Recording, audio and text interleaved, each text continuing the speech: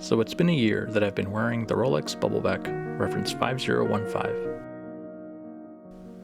And I thought I'd share my experiences over the past year. The watch is easy on the wrist and quite versatile and robust. Truly a watch designed to be a utility piece. Engine turned bezel, its protruding case back, and thick steel lugs are up for accompanying you on any challenge. It's a piece I enjoy dressing up, but also one that I wear casually. With its 32mm case, it truly goes unnoticed on the wrist. It's a perfect size for me, and it isn't a watch that you feel like taking off at the end of a long day. As a vintage collector, it fits right in with watches 35mm or less. A year of wearing has brought little change to the case. I keep it polished and alternate the strap every now and then.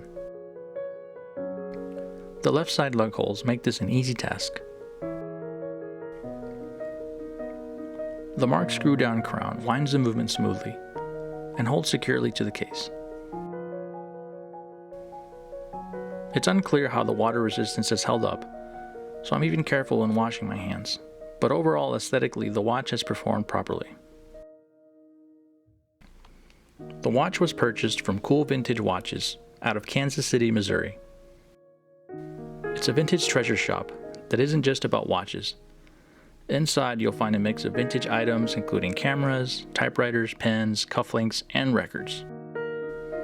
I frequently visit their site to browse new watches, as I've noticed they don't last too long in stock. I would recommend them as a reliable dealer, and they've been featured in Hodinkee and other online publications. The bubblebacks were produced from 1933 to 1955. Case style variations include engine turned and smooth bezels, as well as some with hooded lugs.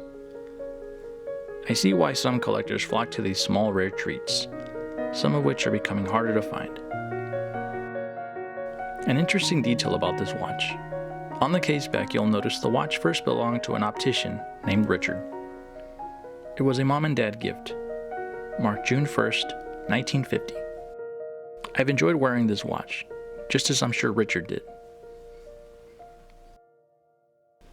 And being a vintage fanatic, my girlfriend and I were at Annabelle's Attic earlier this week, which is a large antique store in town. I like their selection of old and antique books, some from the late 1800s.